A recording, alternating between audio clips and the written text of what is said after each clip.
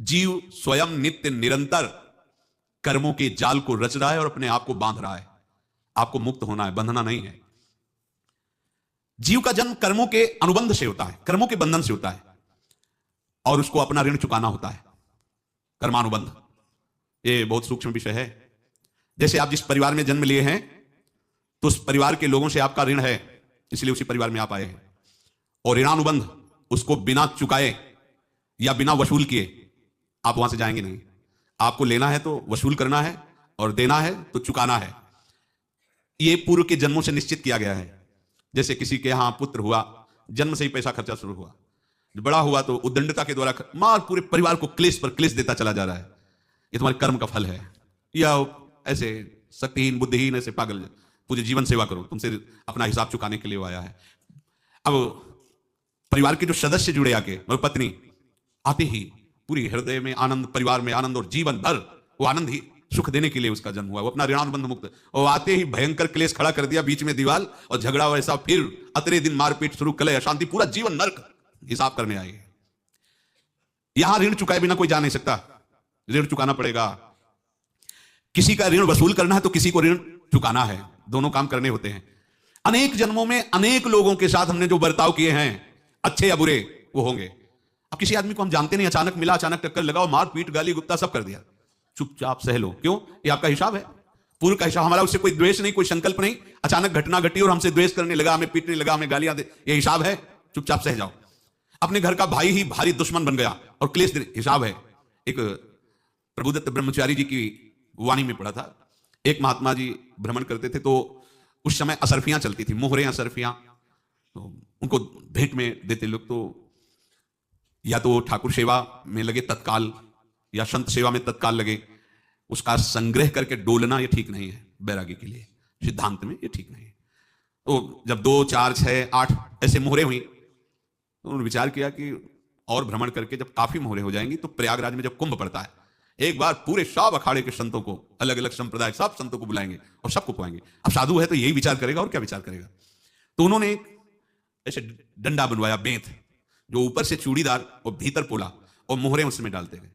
और भ्रमण, जहां जहां श्रद्धालु भगत थे सबके यहां जाना, और इच्छा रखना कि एक मोहर तो दे दे दक्षिणा में। कामना कोई भी हो वो बांधती ही है, ध्यान रखना। इसलिए प्रभु जो चाहे वो करे, अपनी चाह नहीं रखनी चाहिए, अपनी चाह प्रभु की चाह में मिला देनी चाहिए। धीरे धीरे वो छड़ी भर गई। भ्रमण करने वाले महात्मा चूड़ी लगाई, इंतजार करते रहे। जब प्रयाग का कुंभ पड़ा तो चले। तो रास्ते में एक गांव में पूछा जाता है, जैसे कहीं रुको कि कोई श्रद्धालु ऐसा है जो संत सेवी है। तो कुछ लोगों ने बताया, हाँ एक परिवार है, बहुत संत सेवी है, और आपको मिलाते हैं उनसे। हाँ ये महाराज, घर में रुका, खूब अच्छा हलवा पूड़ी पवाया, और जो घर के मालिक थे चरण दबाए। चरण दबाते दबाते उनकी दृष्टि पड़ी उस डंडे पे, तो इतना मोटा और ऊपर से कुछ चूड़ी सी भी नजर आ रही, इस डंडे में तो कोई रहस्य है ही है। अब महात्मा जी को खवा पिला के सुला दिया। महात्मा जी जब सो गए तो पत्नी से धीरे से कहा, वो डंडा लाओ बाबा जी का डंडा। वो चूड़ीदार जो ही खोला पलटाया तो सैकड़ों मोहरे। ऐसे संत रोज पधारे भगवान, तुम आनंद हो जाए फिर क्या। पत्नी से कहा, नाप के कंकड़ लाओ। वो तो महात्मा जी तो खाए खीर पूरी, आराम से सो रहे। रात में पूरी प्लानिंग करके उसमें कंकड़ भर के चूड़ी लगाकर सिराने रख दिया, सारी मोहरें हटा ली। महात्मा जी आराम से छड़ी उठाए तो वजन पक्का। वैसे बड़े लोग चतुर होते हैं, पर ये नहीं जानते कि कर्म कितना भयानक होता है। और उनकी कोई संतान नहीं थी, पर धन में इतना प्रेम उनको था। बहुत सावधान साधु महात्माओं के पास जो अर्थ है, गृहस्थी अगर आता वहीं से है, पर अगर उसको जोर जबरदस्ती या किसी छल कपट से, तो वो उसका विनाश ही करता है। आज तक का प्रमाण है। अब उनको ये भाव पता नहीं होगा, या पता होगा तो लोभ के कारण वो उसको मान नहीं पाए होंगे। महात्मा जी गए प्रयाग में, किसी अखाड़े पर रुके, और वहां प्रार्थना की कि कल जो है संपूर्ण अखाड़ों का निमंत्रण किया जाए, और सब संतों को भोग पवाया जाए, उनको दक्षिणा भी दी जाए। महंत ने सोचा कि बहुत बड़ा है तो उत्सव है, क्योंकि प्रयाग में कितने हजारों संत महात्मा सब। उनका महाराज बोरों इसमें चीनी और तीनों घी लगेगा, सब व्यवस्था। बोले आप मंगाइए, एक एक हिसाब हम करेंगे, हमारे पास सब व्यवस्था है। बोले कुछ तो पहले दे दो, वो इकट्ठे देंगे हम। उनको था कि अगर हम छड़ी खोला और 2-4 मोहरे दी, किसी को पता लग गया तो गड़बड़ हो सकती। बोले हम भंडारे के समय आखिरी में सब कुछ आपको दे देंगे। ठीक है।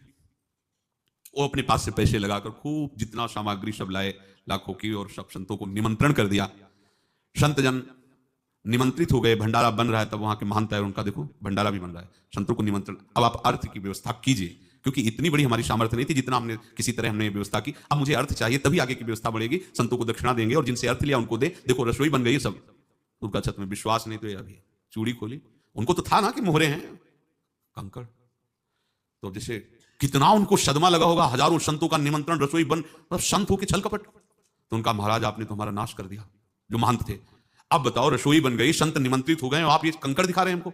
आपने तो हमें बर्बाद कर दिया। हमारी इतनी सामर्थ्य नहीं थी, आप पहले बता देते। संत होकर ऐसा छल कपट। और वो बोले तो क्या बोले, क्योंकि उनको पता था कि मोहरे हैं इसमें। अंदर से उनका चिंतन गया उसी सेठ के पास, अच्छा ऐसा धोखा हमारे साथ किया, भोगोगे तुम। ये जो निकलता है ना भोगोगे, ये अकाट्य होता है। क्योंकि किसी का भी हृदय, मतलब किसी भी जीव जंतु को आप कष्ट दें और उसका हृदय आह भर जाए, तो वो आह वज्र की लेखा तुम्हें भोगना पड़ेगा। वो देखो भीष्म जी को भोगना पड़ रहा है ना। सांप को ऐसे धनुष के नोक से उठाया और बंबूल के कांटों के ऊपर फेंक दिया, कई दिन तक छेदा हुआ, वो आह भर करके मरा। तो आपको 6 महीने बाणों की सैया पर आह किसी की ना लेना जिंदगी में।